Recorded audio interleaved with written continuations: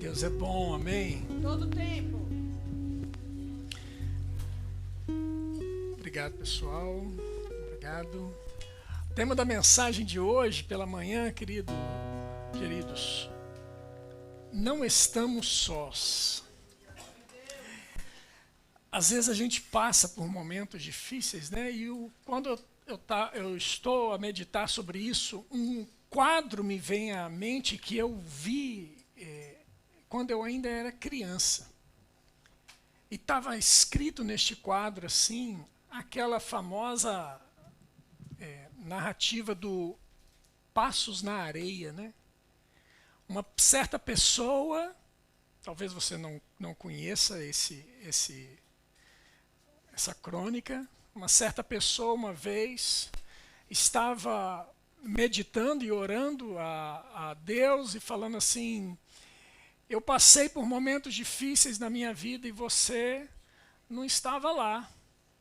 Porque eu olho para trás e vejo as marcas das pegadas na areia. Porque quando estava tudo bem, você estava ao meu lado, eu via 4 pegadas na areia.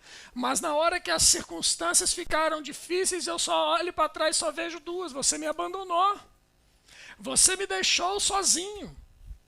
E aí o Senhor fala assim: veja de novo. Ele olha e vê novamente as mesmas 2 pegadas e ele fala para a pessoa assim: nos momentos mais difíceis da sua vida, quando você vê 2 pegadas, é porque eu estava a te carregar no colo. As 2 pegadas eram minhas. Meu Deus, sabe o que isso significa, meu irmão? Quando eu paro para meditar nessa imagem, nessa cena, eu fico a pensar: eu não estou só. Ainda que as circunstâncias estejam adversas, eu tenho a certeza, Ele está comigo. Ele está comigo. Eu já contei essa história aqui, vou contar novamente porque tem muita gente nova aqui. Eu certa vez, em 2005, eu fui acometido de um câncer de estômago, um cancro, como chamam aqui em Portugal. E aquele cancro, ele tinha que ser extirpado do meu corpo, e a forma de fazer isso era cirurgicamente. Tinha que fazer uma cirurgia de retirada do estômago. E foi um momento muito conturbado na nossa vida como família, né? Foi muito difícil aquela informação chegar e você absorver aquela informação. E agora, o que eu faço? Eu vou morrer. A primeira coisa, a informação que chega para você no seu ouvido é: você vai morrer. E aí, você tem 2 opções. Você acredita naquela informação e se entrega, ou você acredita que pode existir uma informação superior àquela, que é a informação do Senhor, que diz que você não morrerá, você viverá. Você escolhe com qual que você fica. Eu estava ali naquele momento difícil e fomos para o hospital fazer a cirurgia, e Lisiane comigo ali, e na hora que eu saí do quarto para ir para o bloco cirúrgico, Lisiane foi me empurrando naquela cadeirinha da humilhação. Conhece a cadeirinha da humilhação? Aquilo é só Jesus na causa, né? Fala sério. O sujeito já está com câncer. Senta numa cadeirinha com um avental que só tampa a frente, a parte de trás está toda descoberta, ventando frio ali, e vai desfilando com você ainda pelo corredor do hospital inteiro, para todo mundo ver as suas partes traseiras. Eu falo assim: aquilo é a cadeirinha da humilhação, misericórdia. Mas pronto, ela foi comigo, e na hora que chegou na porta do bloco cirúrgico, ela vira e fala uma frase que para mim fez toda a diferença naquele momento. Ela falou assim: até aqui viemos nós 3. Agora eu não posso entrar. Você entra com quem pode resolver a sua vida. Você entra com Jesus para daqui para frente. Isso faz toda a diferença, irmão. Saber com quem você está na hora da adversidade. Quem está do seu lado na hora da adversidade, querida, ainda que seu cônjuge não possa estar com você, ainda que seu filho não esteja com você, você não estará só. Tenha consciência, saiba quem está do seu lado, saiba quem está com você. Faz toda a diferença. Amém, irmãos? Queria que você abrisse sua Bíblia comigo, por favor. Em Mateus capítulo 28. Aleluia. Deus é bom. Aleluia. Mateus 28, versículo 18.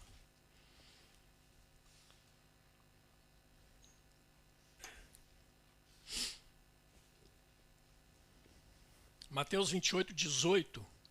Diz assim: Jesus, aproximando-se, falou-lhes dizendo: toda a autoridade me foi dada no céu e na terra. Ide, portanto, fazei discípulos de todas as nações, batizando-os em meu nome, em nome do Pai, do Filho e do Espírito Santo, ensinando-os a guardar todas as coisas que vos tenho ordenado. E aí ele fala uma frase que para mim é impactante. E eis que estou convosco todos os dias. Você pode dizer comigo, todos os dias? Até a consumação do século. Ei, que promessa gloriosa é essa? Eu estou convosco todos os dias. Não é um dia ou outro, querido, é todos os dias. Não é de vez em quando, são todos os dias. E às vezes eu e você permitimos que o pensamento tome conta da nossa mente da seguinte maneira: Senhor Jesus se esqueceu de mim, eu estou só. Quando a gente olha para trás e vê só uma pegada na areia, a gente pensa por alguns instantes que ele nos deixou. E esse momento talvez seja um momento de maior angústia que a gente pode passar na vida. Porque a gente acha que a gente não vale mais nada. Talvez a gente pense que a gente não sirva para mais nada. E quantos de nós aceitam essa informação? Mas na verdade a gente está passando por um momento difícil. Mas nós não estamos sozinhos. Amém, irmãos? Amém. Não estamos sós. O Senhor Jesus, Ele prometeu. E porventura, será que o Senhor Jesus não irá cumprir uma promessa dele? Já passou pela sua cabeça imaginar que Jesus poderia um dia não cumprir uma promessa sua para com você?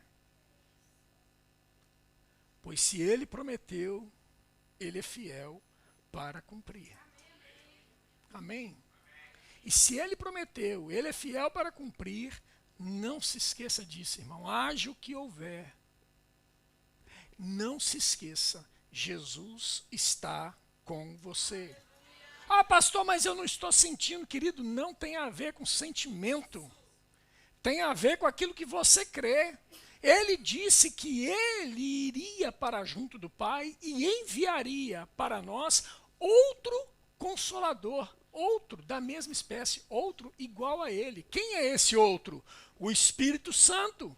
E o Espírito Santo veio habitar dentro de mim e dentro de você, dentro de cada um de nós. Então, nos momentos mais difíceis, você tem alguém com você.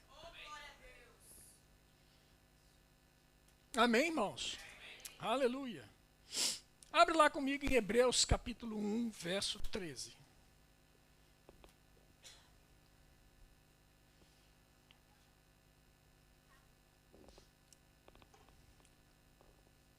Aleluia. Hebreus capítulo 1, verso de número 13.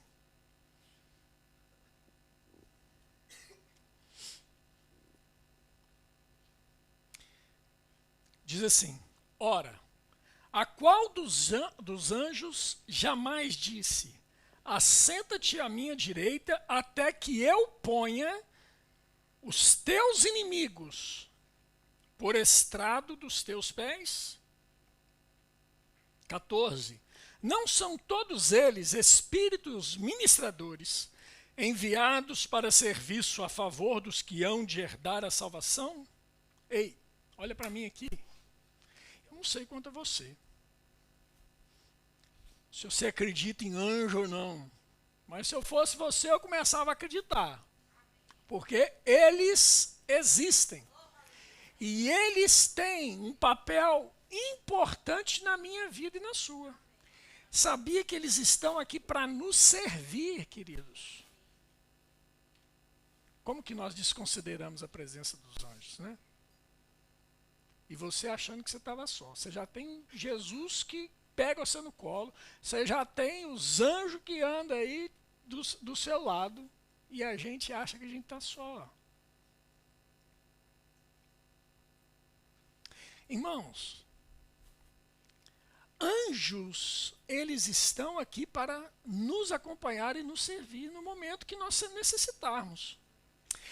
Olha, certa vez eu estava andando por umas ruas lá de Belo Horizonte e era um lugar que não se devia andar de noite, muito tarde. Mas o que acontece? Eu fui levar uma candidata na casa dela e na época não tinha carro. Fui de ônibus e era longe, muito longe. E aí cheguei lá, o pai da candidata resolve: não, você vai ficar aqui para jantar. Não, você vai ficar aqui para comer um pouquinho aqui com a gente. E a janta demorou, e a janta demorou, a janta demorou. Na hora que ele me botou para a porta da rua fora, não tinha mais ônibus para ir embora. E era longe, irmão. Era longe, mas muito longe. Pra você ter uma ideia, se eu andasse a noite inteira, para chegar na minha casa eu não chegaria. Ok? Só para você entender a distância. Então, eu falei assim, bem, já que não tem ônibus, melhor eu começar a andar. E eu fui andando para ver se eu chegava numa avenida mais importante que pudesse encontrar uma boa alma, alguém de bom coração que me socorresse. Fui andando. E à medida que eu ia caminhando, eu ia passando por uns lugares assim, perigosos. Irmãos, deixa eu falar uma coisa para vocês. Vinha dois sujeitos daqueles assim, que você fala assim, vai levar tudo. Vai levar todo. Às vezes o povo português, quando a gente fala assim, o Bruno, por exemplo, tem nem ideia do que é isso. Passar esse tipo de medo, de insegurança. Não tem. Mas lá no Brasil a gente olhava, a gente já sabia, né? Vai ser assaltado. Não tem como. Vai ser. E eu olhei para aqueles dois, eu falei assim, perdi. Já era. Perdeu. E eu olhei assim e falei assim, vai dar ruim, né? E aí você lembra que tem Deus, você lembra que tem Jesus e você lembra que tem Espírito Santo, né? E eu virei e falei assim, Senhor, em nome de Jesus, que não seja hoje, me socorre aqui, envia os teus anjos aqui para me socorrer aqui. Irmãos, do jeito que eu estou falando para vocês, eu passei por aqueles dois armários. Eu passei entre eles, assim, aqueles dois homens muito fortes. Passei pelo meio dos dois. Aqueles homens como se eles não tivessem me visto. Sabe, se eu tivesse passado do lado de um ou do lado do outro, eu poderia até achar que eles desconsideraram, mas eu passei no meio dos dois. Eles não me viram. Como que isso é possível? Só Deus mesmo para fazer uns trem desse. E eu tenho certeza que é anjo do Senhor para te cobrir, para impedir que os outros possam te ver. Queridos, a Bíblia é repleta de exemplos de coisas assim, de movimento de anjo para socorrer. Então não desconsidere a presença dos anjos. Não desconsidere a presença dos anjos do Senhor. Amém, irmãos? Vamos para frente aqui. Vamos ver outro tipo de companhia, né? O Espírito Santo habita em nós. 1 Coríntios 3,16 diz: não sabeis que sois santuários de Deus e que o Espírito de Deus habita em vós? Irmãos, se o Espírito de Deus habita em mim, se o Espírito de Deus habita em você, querido, nós não podemos achar que nós estamos sós. Porque a palavra de Deus diz que o Espírito de Deus nos guiará em toda a verdade. Então, se ele vai nos guiar em toda a verdade, querido, não tem momento difícil que ele não possa nos tirar daquele momento difícil. Não existe nenhum momento na minha vida e na sua, por mais complicado que seja, e eu tenho certeza que você tenha passado por momentos difíceis, como eu já passei por momentos difíceis, que Deus não se compadeça de nós, a ponto de nos trazer livramento, nos guiando a toda a verdade, a lugares de verdade. Que lugares são esses? O salmista fala que ele nos guia em pastos verdejantes, junto de águas tranquilas. Meu Deus, sabe essa convicção, essa certeza que nós temos, querido, que nós seremos guiados para um lugar onde as águas estão tranquilas, não são águas revoltas. Sabe, às vezes a minha vida e a sua pode estar passando por um momento de revolução. As águas que nos cercam possam estar revoltas, como num mar bravio. Mas deixa eu te dizer, por mais revoltas que as águas estejam, de acordo com uma voz de comando, as águas podem se tornar águas tranquilas. Águas tranquilas. Pastos verdejantes. Pastos verdejantes. Uma ovelha, ela quer pasto verdejante para poder comer, para poder se alimentar, ter bom alimento. Querido, por mais difícil que seja o momento que atravessemos, Ele vai providenciar, Ele vai ser o provedor, Ele vai prover tudo aquilo que nós necessitamos.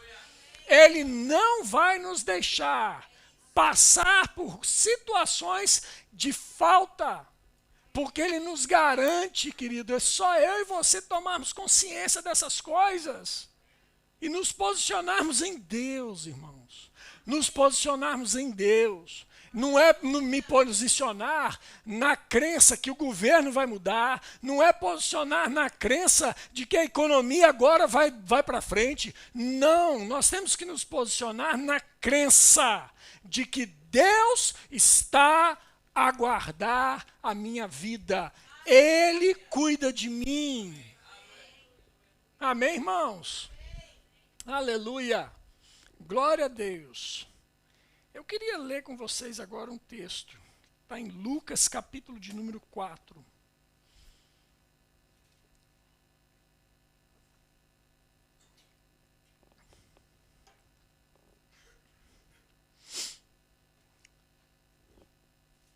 Aleluia. Oh, aleluia. Deus é bom. Lucas 4.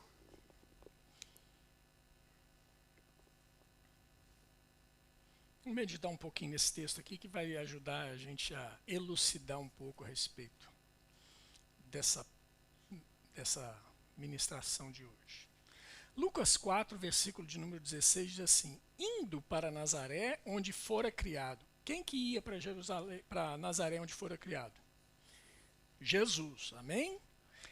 Entrou num sábado na sinagoga, segundo o seu costume.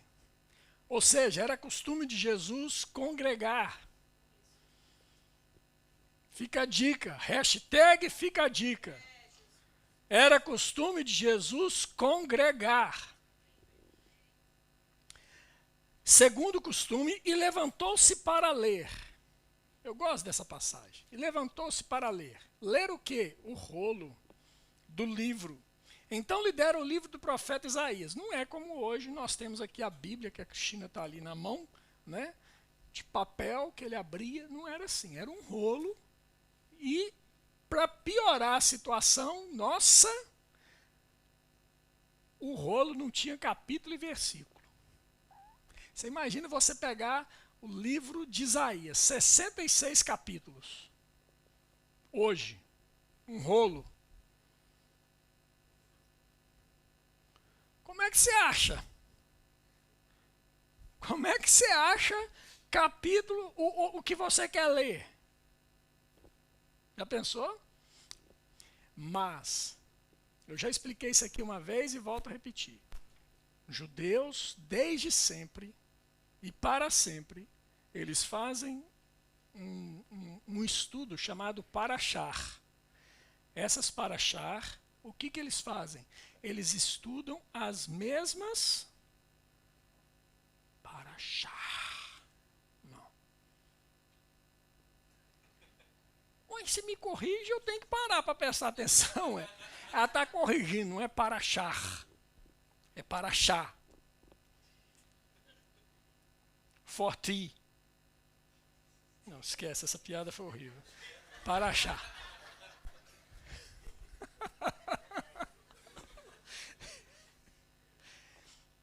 E desde sempre eles estudam essa Parashá. E qual que é o objetivo da Parashá? O objetivo é você, ciclicamente, você estuda os mesmos textos da Bíblia, até completar. Da Bíblia lá, no caso, era a Torá. O que é Torá? Quem sabe? Hã? Blá, blá, blá, blá. Blá, blá, blá. Blá, blá, blá. A Torá são os 5 primeiros livros da Bíblia. É o chamado Pentateuco. É a Torá. E os profetas, ok? Eles estudam, eles correlacionam a Torá e os profetas, tá bom? Então, nesses estudos, eles são cíclicos. Acaba voltando sempre no mesmo lugar. Um ano, finda, outro ano, começa.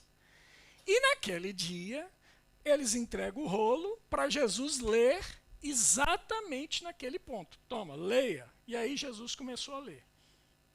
Versículo 18. O Espírito, é isso que ele leu lá, ok? No rolo do profeta Isaías. O Espírito do Senhor está sobre mim, pelo que me ungiu para evangelizar os pobres, enviou-me para proclamar libertação aos cativos e restauração da vista aos cegos, para pôr em liberdade os oprimidos e apregoar o ano aceitável do Senhor. Ele pega, fecha o livro, devolve ao assistente e assentou-se. Todos na sinagoga tinham os olhos fitos nele. Então passou Jesus a dizer-lhes: hoje se cumpriu a escritura que acabais de ouvir.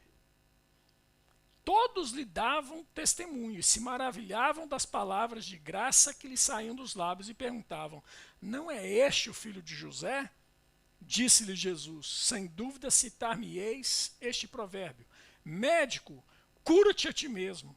Tudo o que ouvimos ter se dado em Cafarnaum, faze-o também aqui na tua terra. Versículo 24. E prosseguiu: de fato vos afirmo que nenhum profeta é bem recebido na sua própria terra. Para aqui um pouquinho e vamos entender essa passagem aqui. Jesus pega e se senta em uma cadeira que era uma cadeira especial para quem tinha o costume de ministrar. E ele senta-se naquela cadeira, alguns estudiosos dizem que é a cadeira de Moisés, né? Onde os judeus esperavam que no templo essa cadeira iria ser colocada e o Messias iria um dia se assentar. Ok? E eles pegam, veem Jesus assentando ali, e na hora que Jesus assenta, ele diz: hoje se cumpriu essas escrituras. Você imagina, na cabeça do judeu, alguém dizendo que hoje se cumpriu aquilo que ele estava acabando de ler, uma profecia messiânica, e eles olham e falam assim: cadê o Messias? Porventura não é esse o filho de José?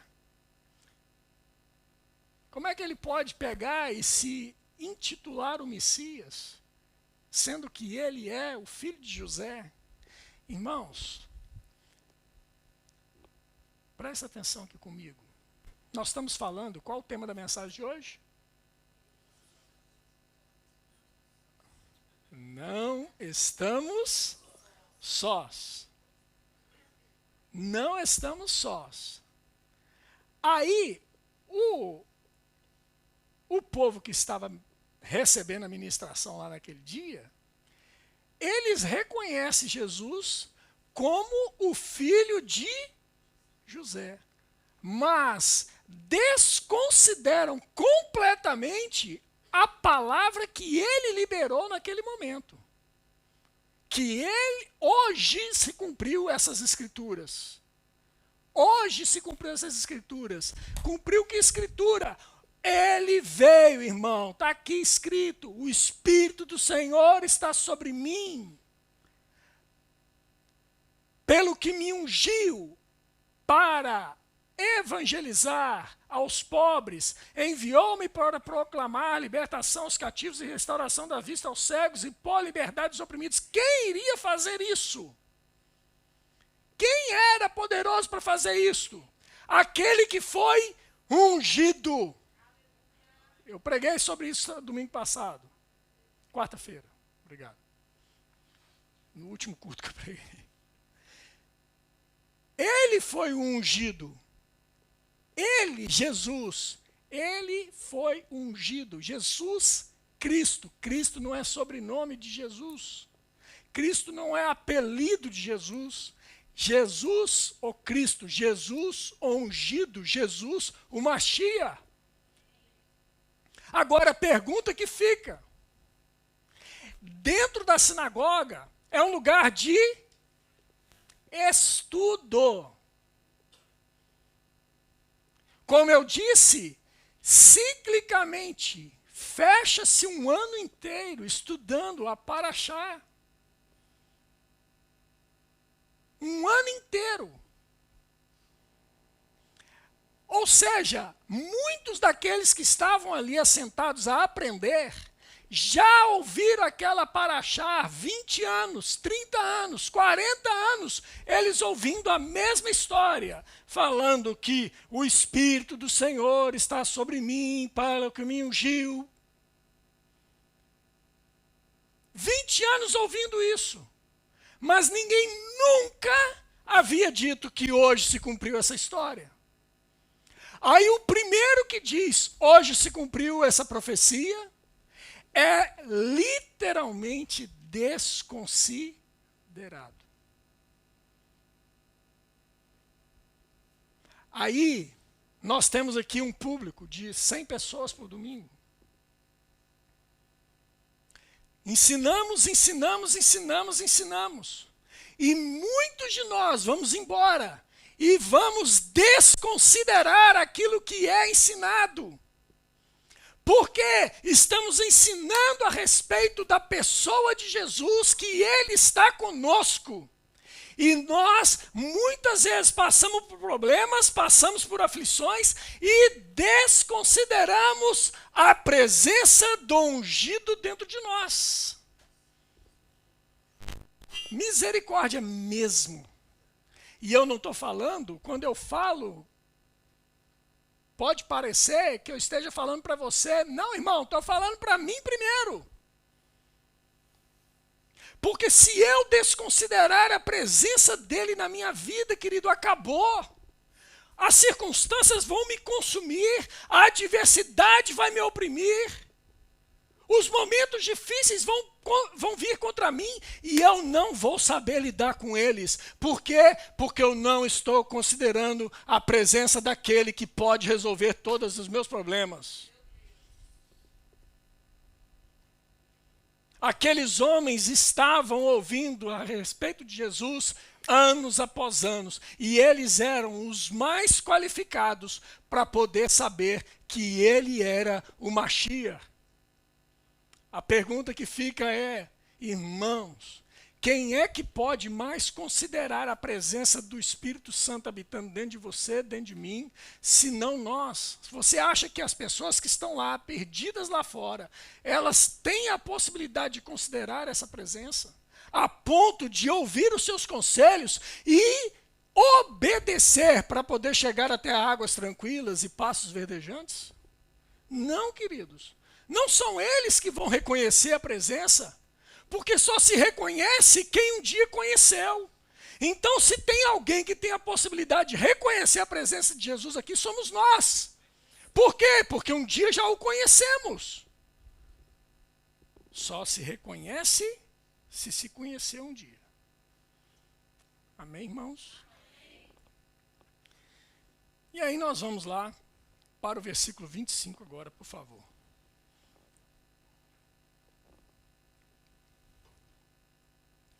Lucas 4, versículo 25. Diz assim: na verdade vos digo que muitas viúvas havia em Israel no tempo de Elias, quando o céu se fechou por 3 anos e 6 meses, reinando grande fome em toda a terra. Jesus agora vem falando a respeito da forma como o profeta de casa não faz milagre. O profeta de casa não é bem recebido, porque aqueles homens não estavam recebê-lo bem, apesar de serem ali de Nazaré, conhecerem ele desde a infância. Não estavam recebendo ele bem. E aí no versículo 25 ele vai falar sobre isso. Ele fala, na verdade vos digo que muitas viúvas havia em Israel no tempo de Elias, quando o céu se fechou por 3 anos e 6 meses, reinando grande fome em toda a terra. E a nenhuma delas foi Elias enviado, senão a viúva de Serepta de Sedom. Ó, se o povo não quer, se o povo dele não quer, vai haver um povo que vai querer. Como diz lá na minha terra, para quem não quer, tem quem quer.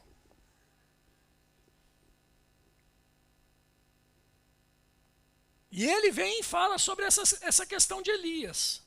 E aí, que situação foi essa de Elias? A situação de Elias, aquele momento ali que Elias estava a viver, 3 anos e meio sem chuva. Os céus fechados, querido. A terra ficou seca, sem alimento, sem provisão. E ele é enviado para uma viúva, até a casa de uma viúva. O Senhor enviou para lá. E Deus falou com ele, ó, vai para lá que ela vai te sustentar lá durante esse tempo. Ele chega lá, a viúva está fazendo o quê? A viúva está fazendo um pão com farinha e azeite. Vai comer aquele pão e vai dar para o filho. E depois disso, a própria viúva sentencia. Depois disso nós vamos morrer, porque não temos mais o que comer.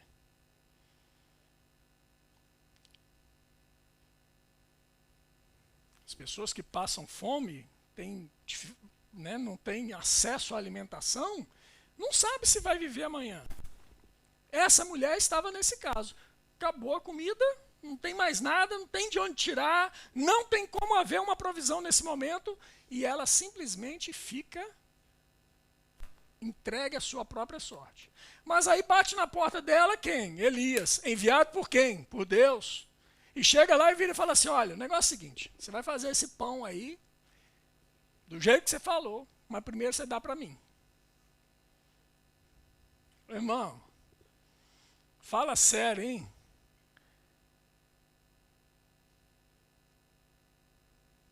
Você vai tirar da boca do seu filho para poder dar para outro? Sim ou não? Complicado, hein? Mas deixa eu te falar uma coisa. Aprende essa, hein? Essa é de borla. Aquilo que não muda a sua história, não é para você se alimentar dela. É semente para você semear. Aquela mulher sabia que se ela desse aquele alimento para o filho ia morrer na mesma. O que ia mudar? Fala para mim. Se ela desse aquela comida para o filho e depois de amanhã tivesse mais, ok, não vou dar para você, porque o meu filho está com fome, eu vou dar para ele. Mas ela sabia que se desse para o filho, se desse para ela, iria morrer na mesma. Então, tanto faz morrer hoje, ou morrer amanhã, ou morrer daqui a 3 dias. Aquilo que não vai mudar a minha história, não é para eu me alimentar. É para eu semear. E ela pega, entende isso muito bem, e pega e semeia. Acabou. Semeou na vida do profeta. E ele vira e fala assim, pega, faz para mim primeiro. E depois, a farinha, depois que você fizer isso, a farinha não faltará na sua botija. E o óleo, o azeite, não faltará. A farinha na panela e o azeite na botija. Colocar no devido lugar. E os dois comem. Ele come, a mulher come e o menino come. E no dia seguinte, ele come, a mulher come e o menino come. E no outro dia, ele come, a mulher come e o menino come. Por quê, irmão? Porque milagre não se explica, milagre se vive. Milagre se vive. Aleluia. Meu Deus. E eles foram providos de tudo que precisavam durante o tempo que houve seca. Nada faltou para aquela mulher. Glória a Deus. Mas um belo dia, o menino que se alimentasse, que se não se alimentasse iria morrer, depois de alimentado morreu. Ó que situação. O menino morre.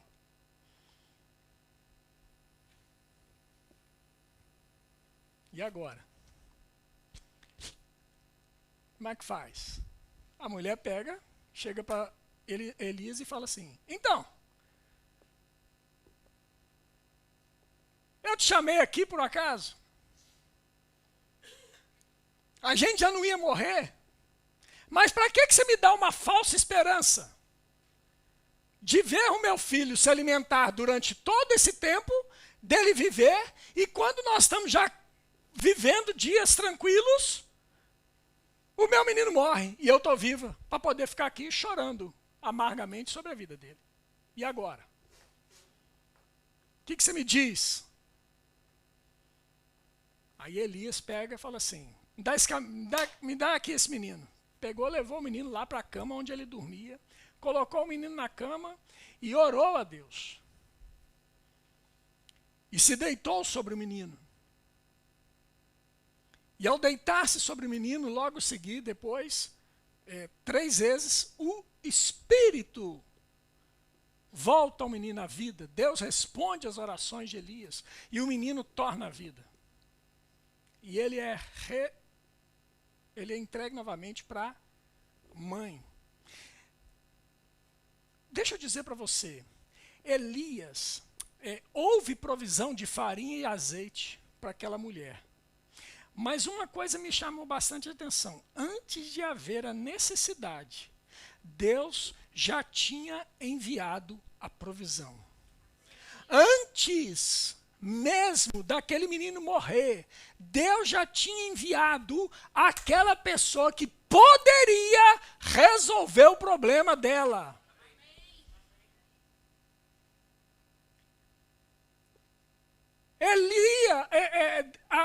Aquela mulher, Elias não foi pego de surpresa. E agora, Deus? Não, Deus mandou ele para lá. Vai para lá, e de repente aquela situação de surpreendente crise estava ali. Quem era o responsável para trazer a solução?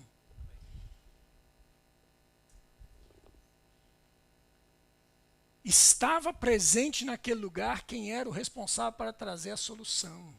Deixa eu te dizer uma coisa, meu irmão. Você não está só. Seja a circunstância que for, seja a adversidade que for, Deus já providenciou para você a solução. Amém, querido? E ele cita agora, Jesus cita uma outra passagem. No verso 27. Havia também muitos leprosos em Israel nos dias do profeta Eliseu, e nenhum deles foi purificado, senão Naamã ou Ciro. Novamente a gente vê aqui, o povo desconsidera, mas aquele que considera recebe da parte do Senhor a provisão para a sua necessidade. Pastor Guilherme, um dia desse, pregou aqui sobre essa passagem. Você pode pegar lá no YouTube uma das últimas ministrações dele e rever essa ministração completa lá que ele fala sobre a menina lá, essa menina. Mas interessante, querido, que Naamã, ele era um alto comandante de um exército da Síria. E lá naquele país foram levados pessoas para lá. E uma das meninas que foi levada para lá, para servir naquele lugar, ela viu Naamã leproso, falou assim: ei, deixa eu te falar. Lá na minha terra tem um cara que pode resolver o seu problema. Irmão, você tem noção disso? A pessoa pega, está lá distante, nunca ouviu falar de Deus, não sabe nada, não conhece a Deus, e de repente Deus pega e quer alcançar aquela pessoa, o que ele faz? Ele envia você.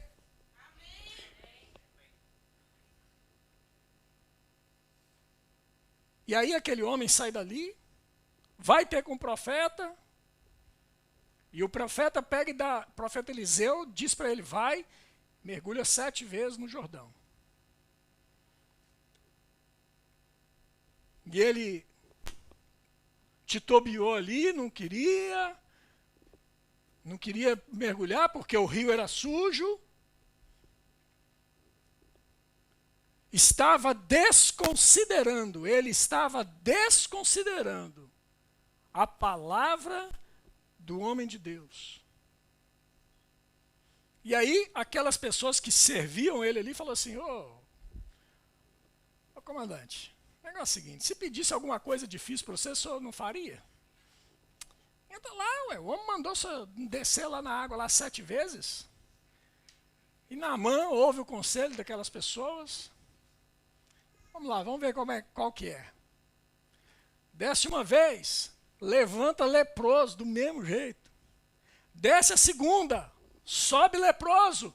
Desce a terceira, sobe leproso. Desce a quarta, sobe leproso. Desce a quinta, sobe leproso. Desce a sexta, sobe leproso. Desce a sétima, sobe sarado.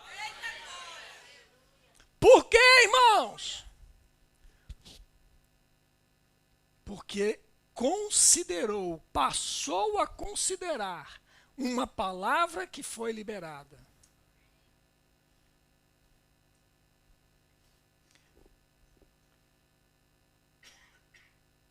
versículo 28. Todos na sinagoga, ouvindo essas coisas, se encheram de ira. Sabe, irmãos, talvez na igreja a gente possa ministrar e a pessoa pegar e simplesmente cruzar os braços e falar assim, eu não acredito assim não. E fica com os lábios lá na frente assim, né?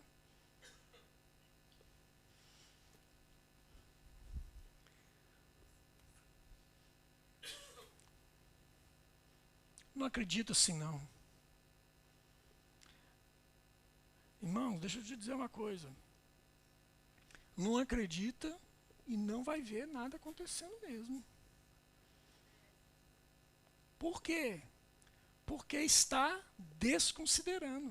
Mas quem considera a palavra de Deus e a presença do Espírito Santo, dos anjos do Senhor, verão com seus olhos as manifestações do poder desse Espírito Santo, do Deus vivo, que não mudou e não mudará. Aleluia! Aleluia! E levantando-se, expulsaram-no da cidade e o levaram até o cimo do monte sobre o qual estava edificada, para de lá o jogarem abaixo. O que eles queriam? Levaram ele lá em cima, vamos jogar ele lá embaixo para ele morrer.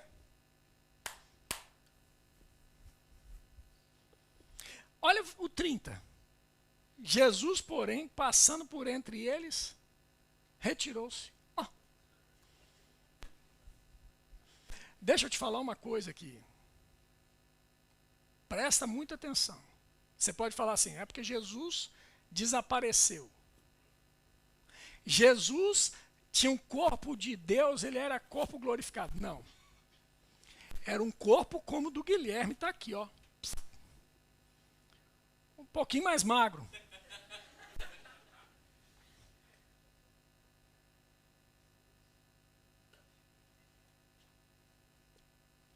Estava ali. Era corpo como o meu e o seu, irmão. Era um corpo como o nosso. Ele ainda não tinha morrido. Ele ainda não tinha ressuscitado. Então ele não tinha corpo glorificado. Mas ele passou pelo meio deles. E eles não se aperceberam que Jesus estava passando pelo meio deles. Como é que se deu isso? A Bíblia não cita. A Bíblia não fala. Mas, para mim, a única forma dele fazer isso é através do ministério dos anjos. Naquele momento. E eu não firo as escrituras falando isso. Que eles esconderam Jesus. Agora, por que ele fez isso? Porque não era chegada a hora dele morrer. Ninguém podia tirar a vida dele. Ele era o único que poderia entregar a sua vida à morte. Ninguém tinha o poder de tirar a vida dele. Não era chegada a hora. Sim ou não? O que eu falo com isso, querido? Que ainda que pessoas, ainda que multidões venham te cercar, venham tentar te oprimir, deixa eu te dizer, querido, considere a presença. Você vai ser livre. Você vai experimentar de uma libertação da parte de Deus, divina, que vai ser com você, te livrando de uma circunstância adversa. Por quê? Porque Deus está nesse negócio de nos guardar, de nos proteger, porque Salvador Ele é. Tão bom Pai, tão amigo, Salvador Ele é. Aleluia! Queria chamar o pessoal da música para vir aqui, por favor. Aleluia! Você pode simplesmente, querido, voltar para o seu dia a dia, voltar para os seus afazeres e continuar achando que a vida é assim. Hoje é domingo, estou cercado de 100 pessoas, que coisa maravilhosa, coisa linda. estar junto de todos vocês, irmãos. Aí vai para segunda-feira. Segunda-feira, de manhã cedo, você acorda do lado do seu cônjuge e olha para o lado assim e vai tomar um café da manhã com a esposa, com os filhos, né? Um café da manhã é sempre bom tomar juntos. E, de repente, você vai trabalhar. Quando você vai trabalhar, você pega e se descobre dentro do carro, sozinho, solitário, não tem ninguém com você.